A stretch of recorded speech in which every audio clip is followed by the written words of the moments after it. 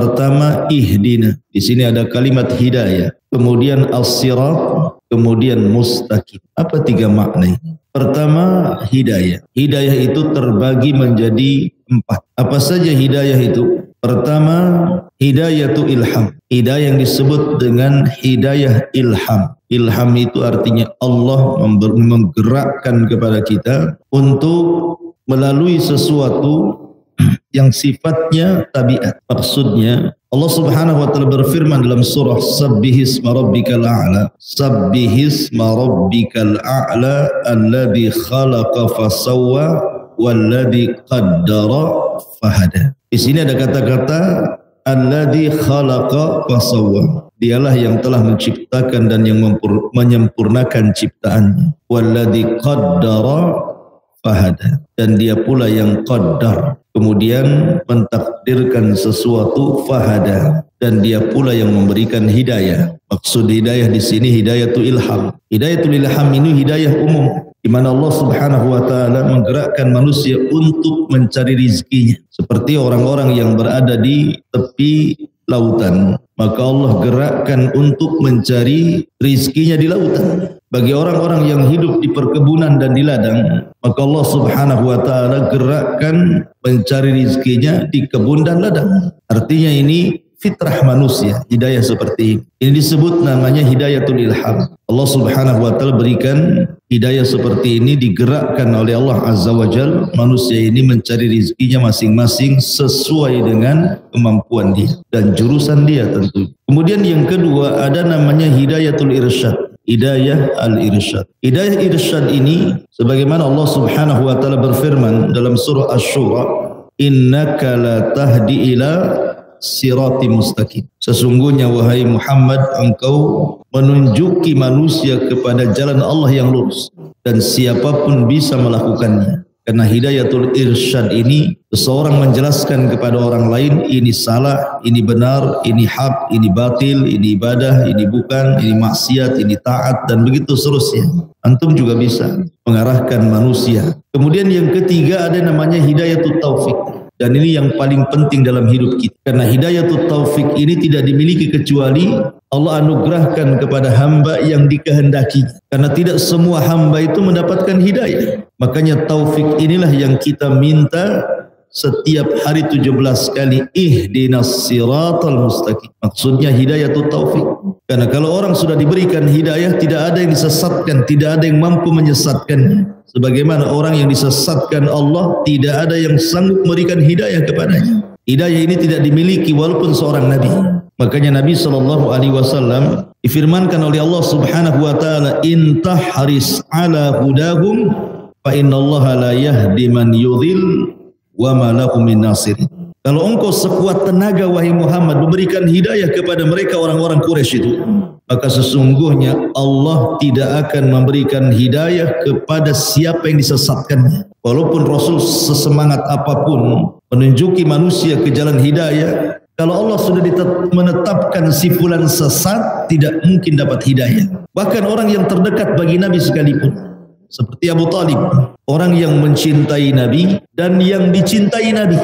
Lihat Abu Talib itu, dia mencintai Nabi dan dicintai Nabi.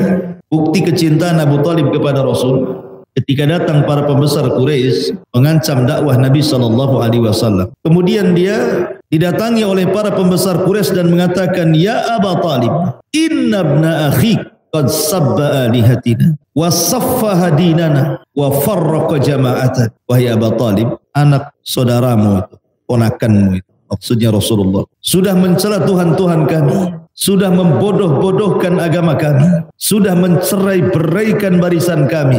Kalau engkau tidak mencegahnya, kami yang akan mencegahnya. Abu Talib keesokan harinya datang kepada Rasulullah, menyampaikan tekanan dari para pembesar Quraisy dan meminta agar Nabi SAW berhenti sementara. Tapi Nabi SAW mengatakan di hadapan Abi Talib, walaupun perkataan ini ala dha'fir riwayah, ada yang mengatakan dhaif riwayatnya, tapi masyhur dicatat oleh ahli sejarah. Kata Nabi SAW, "Law wada'u syamsa fi yamini wal qamaru fi shimali ala an atruk hadal amra wallahi ma taraktuhu." Kalau seandainya mereka orang-orang musyrik menekan diriku dengan membata hari kemudian meletakkan di tangan kanan. Sebagian mereka membawa bulan dan meletakkan di tangan kiri, agar aku meninggalkan dakwah yang mulia ini. Wahai pamanku, demi Allah aku tidak mungkin meninggalkan. Maka Abu Talib mengatakan, kalau itu yang kau mau wahai Muhammad, qul ma syi'ta waf'al ma ahbabta. Ya sudah kalau gitu, katakan sesukamu, lakukan sekehendak. Saya akan berusaha menolong. Itulah mauqifnya Abu Talib.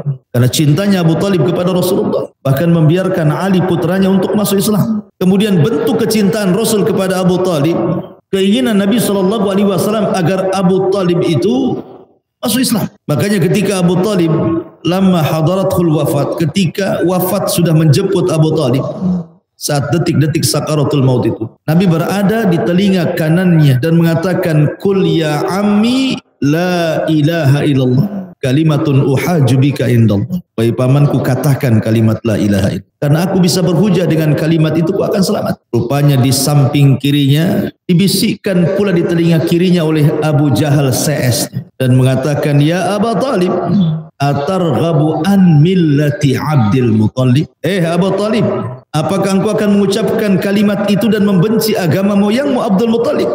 Sampai hembusan nafas terakhir, Abu Talib tidak mengucapkan la ilaha illallah. Padahal Rasul sangat ingin agar Abu Talib itu masuk Islam. Makanya peristiwa ini menjadikan sedih Abu Bakar Siddiq radhiyallahu anhu. Ketika ayahanda Abu Bakar namanya Abu Quhafah masuk Islam ketika Fathu Mekah.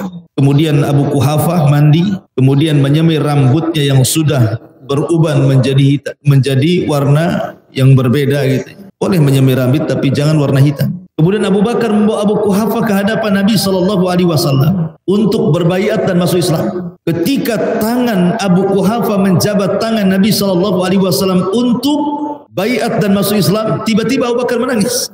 Harusnya Abu Bakar senang ayahnya mau masuk Islam, tapi Abu Bakar menangis. Sehingga Nabi SAW mengatakan, "Wa ma yubkika ya Abu Bakr?" Abu Bakar, kenapa Anda menangis? Kata Abu Bakar Siddiq radhiyallahu anhu mengatakan, "Ya Rasulullah, law kana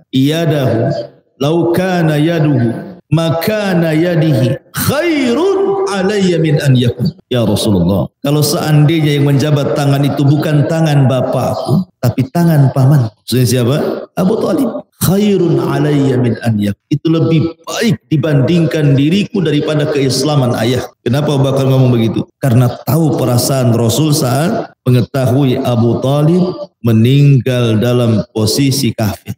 Tapi Nabi SAW tidak berhenti sampai di sini. Dia minta ampun kepada Allah agar Abu Talib diampuni dosa-dosanya. Tetapi Allah Subhanahu wa taala turunkan ayat, "Maka lin nabi an yastaghfiru lil musyrikin walau kanu ulil qurba." Tidak layak bagi seorang nabi memintakan ampun kepada seorang musyrik walaupun masih ada hubungan kerabat. Turun ayat ini. Maka Allah Subhanahu wa taala katakan, "Innaka la tahdi ila man ahbabta walakinallaha yahdi man yasha." Wahai Muhammad, kau tidak bisa memberikan hidayah kepada orang yang kau cintai, karena Allah lah yang memberikan hidayah kepada orang yang dikehendaki. Jadi hidayah taufik itu mahal, tidak dimiliki para nabi, karena hidayah taufik itu murni datang dari Allah Subhanahu wa ta'ala. Ini yang ketiga. Dan yang keempat ada namanya hidayah ikhtiyaril khair. Hidayah memilih sesuatu yang baik. Wa hadainahu najdain falaqtahamal aqabah. Dan kami telah berikan kau dua jalan. Ini jalan ke surga, ini jalan ke neraka. Pemilih yang mana? Di dunia ini cuma ada dua jalan saja. Jalan menuju neraka, dan itu sudah dijelaskan sejelas-jelasnya. Yang kedua jalan menuju surga, dan ini pun sudah dijelaskan sejelas-jelasnya. Allah sudah memberikan mata kepada kita. Allah sudah memberikan telinga kepada kita. Allah sudah memberikan akal pikiran kepada kita, tangan dan kaki. Kita diberikan kehendak untuk memilih. Maka kalau seandainya kita bisa memilih kebaikan, berarti itu puncak daripada hidayah. Hidayah ikhtiyaril khair. Ma'asyiral muslimin yang dimuliakan Allah Subhanahu wa taala. Walaupun sebagian ulama mengatakan hidayah ikhtiyarul khair ini berada di bawah hidayatut taufik. Taib.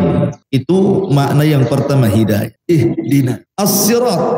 Ada yang membacanya dengan sin as-sirat, ada yang mengatakan sad as-sirat. Asalnya sin sirat, kemudian orang Arab susah menyebutnya akhirnya jadi sad. Asalnya sirat jadi sirat gitu. Sad, dad, gimana itu? Sad, dad, ta, da. Kalau bahasa makhrajnya ya. Jadi asalnya sin as-sirat. Jadi as-sirat gitu. Baik. Artinya sirat itu jalan. Sirat itu jalan. Ada yang mengatakan jembatan. Jembatan siratal mustaqim. Yang dimaksud di sini sirat itu artinya jalan. Dan jalan ini harus tersifati. Makanya setelahnya disebut mustaqim. Mustaqim itu lurus. Makanya sebagian ulama mengatakan bahwa yang dimaksud siratal mustaqim itu satu, harus lurus mustaqim. Tidak boleh bengkok. Yang kedua, harus singkat. Tidak boleh jauh.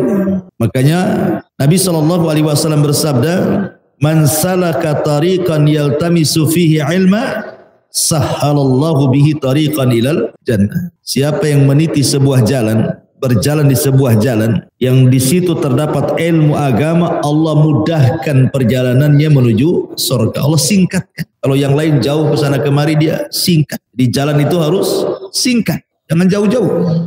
Lelah, capek kalau jauh. Kemudian jalan itu harus luas, tidak boleh sempit. Kalau sempit susah mau jalan. Jadi dia harus lurus, harus dekat, harus luas, dan harus satu. Tidak boleh belok sana belok sini. Makanya Nabi SAW pernah menggaris satu garisan ke atas, di garisnya, dan mengatakan hada sirati. Inilah jalanku, kata Rasul. Tiba-tiba menggaris ke kiri kanan. Sat, kata Rasul. Yang ke kiri kanan ini subul, jalan-jalan. Terdapat syaitan di situ.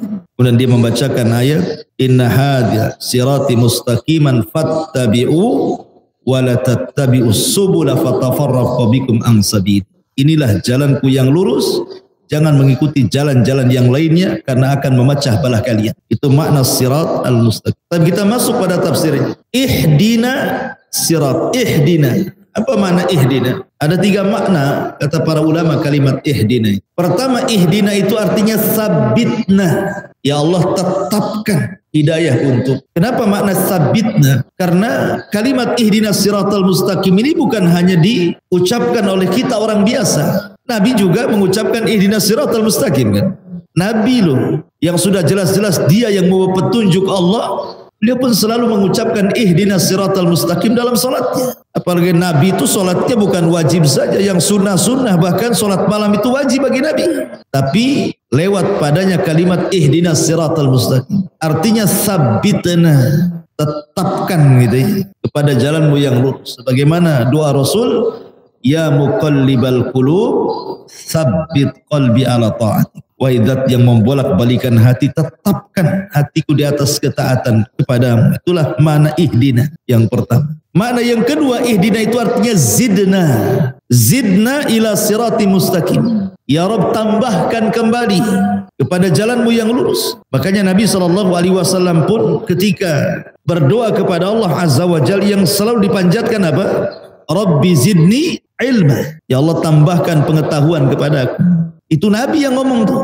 Apalagi kita, Nabi saja yang sudah banyak ilmunya mengatakan Rabbi zidni ilma. Kita pula tak pernah mengatakan Rabbi zidni ilma. Maka ihdina itu artinya zidna. Ada juga yang mengatakan ihdina yang ketiga artinya wafikna ilal mustaqbal. Berikan taufik kepada masa depan. Sebagaimana engkau memberikan taufik di masa lalu. Karena kan belum tentu kita ini wafat dalam posisi husnul khatimah. Kita hanya berharap kan. Orang itu hanya berharap. Karena ingat bahwa al-a'mal bi khawatimiha. Amal itu ditentukan akhir, bukan awal, bukan tengah. Walaupun yang menentukan akhir juga adalah awal dan tengah. Tetapi yang ditentukan adalah akhirnya. Maka ketika ihdina itu kita meminta bahwa akhir kita diberikan taufik sehingga mati dalam posisi husnul khatimah. Itu mana ihdina. Masyaallah muslimin yang dimuliakan Allah Azza wa Jalla. Lalu siratal mustaqim itu apa maknanya?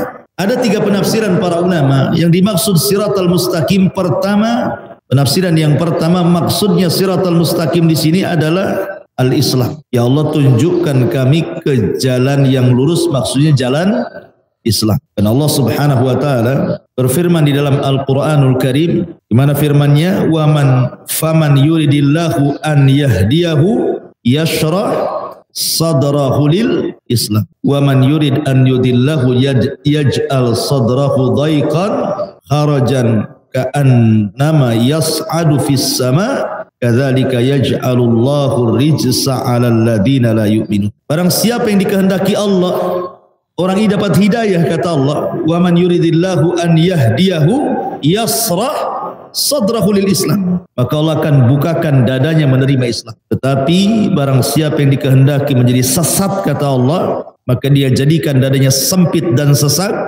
seakan-akan dia sedang mendaki ke langit.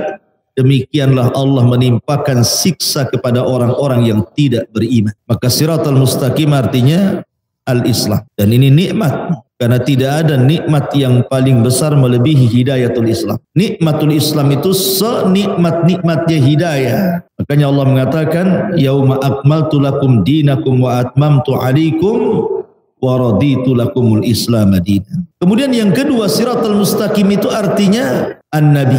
Nabi SAW itu siratal mustaqim. Ya Allah berikan petunjuk kepada kami agar bisa mengikuti Nabi, itu maksudnya. Ya, karena Nabi SAW yang telah mengarahkan kita untuk bagaimana caranya menyembah Allah Azza wa Jalla.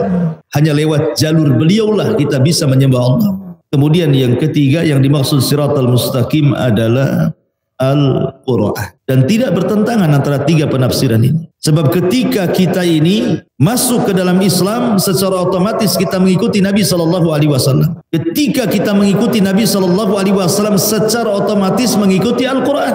Berarti siratal mustaqim itu artinya Islam, Nabi, dan Quran. Ketika orang masuk Islam, otomatis dia mengikuti Nabi. Ketika mengikuti Nabi, otomatis dia mengikuti Quran. Itulah siratal mustaqim. Masyarul muslimin yang dimuliakan Allah Azza wa Jalla. Abdullah ibn Umar ibn Khattab radhiyallahu anhu mengatakan, "Ma farihtu bi syai'in minal Islam asyaddu farahan bi anna qalbi lam yadkhulhu syai'un min hadhil ahwa." Kata Abdullah ibn Umar radhiyallahu anhu, tidaklah aku bahagia dengan sesuatu dari Islam, sesuatu yang sangat bahagia ketika hatiku tidak dimasukkan sama sekali dengan hawa nafsu. Abdullah bin Umar bangga dengan nikmat Islam. Kemudian Qatadah mengatakan, "Ma adri ayyan ni'mataini alayya a'zam id akhrajani minasyirki ilal Islam aw asamani fil Islam an yakuna li fihi hawa." Aku tidak tahu dua nikmat mana yang lebih besar bagi. Apakah ketika Allah mengeluarkan aku dari kesyirikan ke dalam Islam, ataukah ketika Allah menjaga diriku dalam Islam sehingga tidak ada hawa nafsu masuk dalam hati. Mujahid juga mengatakan, "Ma adri ayyan ni'mataini alayya a'zam in hadani lil Islam au afanillahu minal ahwa." Aku tidak tahu lagi kedua nikmat mana lagi yang lebih besar bagiku. Apakah Allah memberikan hidayah untukku masuk Islam, ataukah Allah jaga diriku untuk tidak mengikuti hawa nafsu. Kemudian Al-Marwazi berkata kepada Imam Ahmad, "Man mata alal Islam mata ala khairin." Siapa yang mati di atas Islam, mati di atas kebaikan. Kata Imam Ahmad, "Uskut. Walakin man mata alal Islami was sunnah mata ala khair." Diam kamu.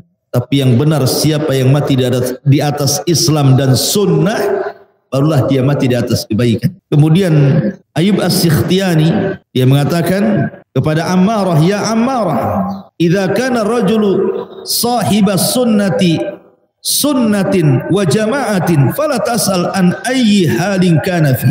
Wahai Ammarah, jika seseorang itu berada di atas sunnah dan jamaah, tidak di atas Islam dan ahli sunnah wal jamaah, jangan kau tanya lagi, pasti di atas kebaikan. Itulah hidayah. Masyarul muslimin yang dimuliakan Allah Azza wa Jalla. Taib, sedikit saya berikan gambaran kepada antum tentang qasasus sahabat. Bagaimana mereka mengejar hidayah, istiqomah di atas hidayah, dan mereka mati di atas hidayah.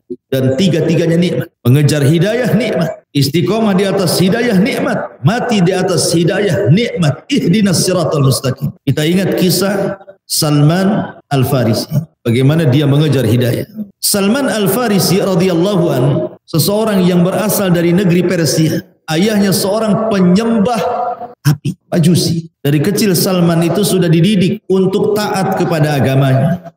Dia tidak boleh keluar dari tempat ibadahnya, disuruh menjaga api 24 jam, jangan sampai padam. Karena kalau sampai padam, padam pula Tuhan. Jadi harus dijaga. Karena api itu simbol cahaya dan cahaya itu simbol kebaikan. Ketika padam, maka akan memunculkan kegelapan dan kegelapan itu simbol keburukan. Begitulah keyakinan orang Majusi. Jadi Salman Al-Farisi suruh duduk, jaga api, jangan mati. Suatu ketika ayahnya ini memperbaiki rumah, sehingga pekerjaan di kebunnya itu tidak bisa dilakukan. Karena Salman sudah cukup dewasa, maka ayahnya mengatakan, ya Salman, idhab ilal majra'ah, kau pergi ke kebun sana, wakili abimu, kerjakan ini dan itu. Berangkat Salman Al-Farisi. Rupanya dari rumah dia ke kebun itu lewat kepada sebuah kanisa, gereja. Dan ketika itu ingat bahwa agama yang paling benar Nasrani, karena Islam belum ada. Masuklah Salman ini ke dalam gereja itu, rupanya di situ ada orang yang sedang belajar, sedang sholat, sedang belajar agama Nasrani. Ikut-ikut duduklah di situ dia, mendengarkan wejangan-wejangan dari uskup di situ. Rupanya hidayah masuk di dalam hati. Dia menganggap bahwa agama Nasrani jauh lebih baik dibandingkan nongkrongnya api. Gitu. Akhirnya pulang dia. Sudah sore pulang. Ditanya bapaknya, sudah selesai pekerja di sana di sini. Salman, enggak, aku enggak ke kebun. Loh, aku suruh ke kebun, kau kemana? Katanya. Kata Salman, ya abi, saya masuk ke dalam sebuah tempat, isinya orang belajar agama. Wallahi demi Allah, dinuhum wa salatuhum khairun min dinina wa salatina. Wahai ayahku, agama mereka dan salat mereka aku lihat jauh lebih baik dibandingkan agama kita dan salat kita. Oh, kata ayahnya, tidak benar itu. Tidak benar. Dinuna wa salatuna khairun min dinihim wa salatihim. Tidak. Agama kita, salat kita jauh lebih baik, wahai Salman. Kau jangan terpengaruh. Tapi Salman kekeh mengatakan, tidak, mereka lebih baik. Akhirnya kemudian diikatlah Salman. Karena takut dikurung di tempat ibadah. Tapi karena hatinya sudah kacau, maka dia merintahkan salah satu pembantunya untuk mencari informasi kepada gereja tersebut. Tanya kepada uskup di gereja itu, mana pusat dari agama itu? Di mana pusatnya? Kemudian dia mendapatkan kabar bahwa pusatnya adalah di Syam. Mulailah dia dapat informasi, dia pun kabur, kemudian berangkat ke Syam. Sampai di Syam, kemudian dia menemui orang yang dimaksud uskup akbar itu. Belajarlah di situ. Masalahnya orang yang dianggap uskup ini rupanya uskup haram nih. Dia suka minta-minta sedekah, tetapi sedekahnya tidak disalurkan kepada fuqara dan masakin, malah kemudian digudangkan untuk keperluan dirinya saja. Dan Salman tahu. Akhirnya Allah takdirkan uskup ini meninggal dunia. Ketika meninggal dunia, Salman tidak mau menguburkan. Orang-orang pun mengatakan, ya Salman, oh ini orang gereja, kenapa kau tidak menguburkan uskup itu? Enggak saya kuburkan. Kenapa? Karena uskup ini pengkhianat. Kenapa kau bilang pengkhianat? Ya, karena dia mengambil sedekah orang bukan disalurkan kepada fuqara dan masakin, malah untuk kepentingan dirinya. Kalau kalian tidak percaya, saya kasih tahu tempat emas-emasnya itu. Bongkar emas semuanya. Datang ibu-ibu, ini gelang saya, ini kalung anak saya, ini. Diambil semua. Akhirnya uskup tidak jadi dikubur, diletakkan, diikat di pohon, dilempari batu. Kemudian uskup ini mati, diganti dengan uskup yang baru, lebih soleh lagi. Tidak sebagaimana uskup yang pertama. Masalahnya sudah sepuh, sudah tua. Salman tidak lama belajar kepada uskup ini karena sudah mendekati wafatnya. Tapi sebelum mendekati wafatnya, Salman mengatakan, ya uskup, kalau kau mati harus kemana lagi aku belajar? Kata uskup ini yang ada di Syam, sebaiknya kau datang ke Mosul. Mosul itu di mana? Di Irak. Mosul itu di Irak, di Nainawa, tempat Nabi Yunus di situ. Berangkatlah setelah meninggalnya uskup di Syam ini ke Mosul, ke Irak. Maka dia belajar kepada uskup yang ada di Irak, di Mosul. Tapi sayang, rata-rata uskup itu sudah tua masalahnya. Jadi dia tidak lama belajar, tiba-tiba uskup yang di Mosul sakit, kemudian sakitnya pula menyebab wafatnya dia. Tapi sebelum wafat, dia minta wasiat. Harus kemana lagi saya belajar, kata Salman. Kata uskup yang ada di Mosul, aku tidak tahu uskup yang lebih baik yang diambil ilmunya kecuali uskup yang ada di Nasib. Nasib itu di Turki. Nasib, makanya ketika kita bicara tentang jin yang masuk Islam itu jin nasibin. Ada yang mengatakan jin nasibin itu maksudnya jin dari Turki, ada yang mengatakan nasibin di sini jin dari Yaman. Jadi berangkatlah Salman ke Nasibin, ke Turki. Sampai di Turki dia belajar kepada seorang uskup yang ada di sana, lagi-lagi sudah tua dan sudah dekat ajalnya. Akhirnya kemudian kata Salman, wahai uskup, harus belajar kemana lagi saya? Kata uskup, pergi kau kemana? ke Amuria, masih daerah dekat dengan Turki juga, tapi udah keluar perbatasan. Amuria ini ada kisah sendiri di masa Khalifah Mu'tasim, ketika ada seorang wanita dilecehkan auratnya, kehormatannya, kemudian berteriak-teriak, wa Mu'tasimah, wa Mu'tasimah, wahai Khalifah Mu'tasim, tolong aku, katanya. Khalifah Mu'tasim itu yang memenjarakan Imam Ahmad. Akhirnya kemudian kata orang-orang kafir di Amuria, di mana Mu'tasim, di mana kamu, katanya. Mu'tasim di Baghdad, Basrah jauh, katanya. Siapa yang akan menolong dan suaramu sampai ke sana? Rupanya ada seorang muslim mendengar teriakan wanita yang dilecehkan kehormatannya. Berangkat dari Amuria ke mana? Ke Basrah, memberitahu Khalifah Mu'tasim. Dengan sebab itu Imam Ahmad dibebaskan. Kenapa? Ada perkara besar menyerbu Amuria. Yang sebelumnya tidak ada khalifah yang sanggup mengalahkan Amuria. Mu'tasim menggerakkan pasukan gara-gara teriakan seorang wanita itu. Berangkat dia ke Amuria, dikempur Amuria, kalah gara-gara teriakan seorang wanita. Kata Salman, kemana lagi aku harus belajar? Kata uskup yang ada di Nasib, pergi ke Amuria. Berangkat dia ke Amuria. Rupanya yang di Amuria pun sudah sepuh juga ini, sudah mendekati ajalnya. Maka dia mengatakan, aduh gimana saya ini? Saya dari Irak, Iran, Persia kan Iran sana kan? Dia kan orang Iran, Majusi Iran sana. Berangkat ke Syam. Sampai di Syam berangkat lagi ke Irak. Sampai Irak berangkat lagi ke Turki.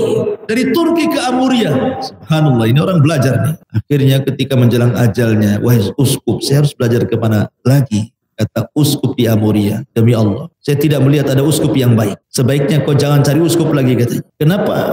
Karena tahun ini tahun khurujun Nabi. Tahun ini tahun keluarnya Nabi. Kata Salman, tahun keluarnya Nabi? Ya, tahun keluarnya Nabi. Kau nggak perlu belajar kepada uskup, cari Nabi ini, katanya. Kemudian dia tanya, di mana Nabi ini? Mana alamatnya? Bagaimana ciri-cirinya? Maka uskup ini memberitahu alamatnya, kau datang ke sebuah negeri, di situ banyak tumbuh pohon kurma. Satu. Yang kedua, negeri itu terletak bainal harrataini, ada dua bukit semua warna hitam, batu-batunya. Maksudnya disyaratkan ke Madinah. Kemudian ciri-cirinya, kalau kau berjumpa, dia tidak makan sedekah, dia makan hadiah. Dan di antara kedua punggungnya ada stempel ke Nabi. Oh, cari orang. Dia di Turki. Madinah, Turki itu bukan perjalanan yang dekat. Gimana caranya? Harus cari orang Arab yang bisa menuntun dia sampai ke Madinah itu. Akhirnya dia mendengar bahwa ada kabilah Kalb dari Madinah, dari Mekah ke Turki hendak berniaga. Dia dengar itu dan hendak balik lagi ke negeri Arab. Maka datangilah Bani Kalbi ini oleh Salman Al-Farisi, minta agar ikut bersama mereka tanpa berfikir kan tentang keselamatan. Tetapi Bani Kalbi ini tidak mau bawa dia, kecuali dia harus bayar mahal. Akhirnya dia pun menghabiskan kekayaannya, bawa saya ke negeri Arab. Diberangkatkanlah Salman dengan para peniaga Arab ini. Ketika sampai di Wadil Qura itu antara Taimah dan Khaybar, itu Wadil Qura namanya, dekat dengan Madinah. Dari kejauhan dia lihat pohon-pohon kurma. Oh, jangan-jangan ini maksudnya. Harusnya Salman itu turun di situ, tapi ketika minta turun sama para peniaga gak boleh. Kamu budak kami, gitu. Jadi kan budak pula dia. Memang begitu. Jadi tradisi zaman dulu itu memang biasa. Kadang-kadang menculik orang merdeka kemudian dijadikan budak dan dijual, gitu. Jadi Salman ini sudah bayar, jadi budak pula dia. Karena dia takut dibunuh. Maka Salman diam saja. Akhirnya dia dijual kepada seorang Yahudi di Wadil Qura itu. Maka bekerjalah dia kepada seorang Yahudi. Ketika sudah bekerja kepada seorang Yahudi, maka Salman Al-Farisi tidak bisa apa-apa, namanya budak, takut kan. Sampai ketika dia berada di atas pohon kurma, sedang unduh kurma gitu. Tiba-tiba datang keponakan orang Yahudi. Melihat karena Salman ini orangnya cekatan, gesit, rajin, maka dia ingin membelinya. Maka dibelilah Salman oleh orang Yahudi juga, masih sama kerabat. Kemudian dibawa ke Madinah. Sampai di Madinah, dia melihat pohon kurma, melihat ada batu-batu berwarna hitam, senang sekali. Oh, ini yang dimaksud uskup itu maksud. Jangan-jangan di sini, katanya. Insyaallah Allah berikan hidayah. Jadi satu ketika dia sedang manjat pohon, rupanya saudara orang Yahudi ini datang menceritakan tentang kedatangan Rasul dan mengatakan qatalallahu Bani Qailah, katanya. Celaka Bani Qailah. Bani Qailah itu nenek buyutnya Khazraj dan Aus. Dan Khazraj dan Aus itu disebut Ansar. Jadi orang-orang Ansar itu terdiri dari dua kabilah namanya Khazraj dan Aus. Lah nenek buyutnya itu dari Bani Qailah. Orang Yahudi ini mengatakan qatalallahu Bani Qailah, kata. Semoga Allah mencelakakan Bani Qailah. Mereka berkumpul kepada seorang yang mengaku nabi yang berasal dari Mekah katanya, dan mereka sedang berada di Kuba. Artinya Rasul baru datang tuh di Kuba. Dengar itu Salman langsung turun dia dan mengatakan kepada majikannya, gimana? Tadi saya dengar apa kau ditamparnya Salman? Kau ini budak kerja aja, ngapain kau tanya-tanya Nabi? Namanya budak ya, kerja lagi. Tapi Salman terus nguping dia.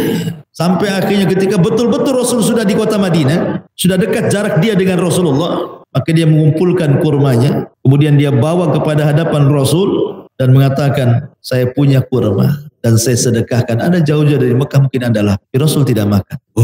Ini jadi yang pertama. Kemudian besoknya dia datang lagi, bawa kurma lagi.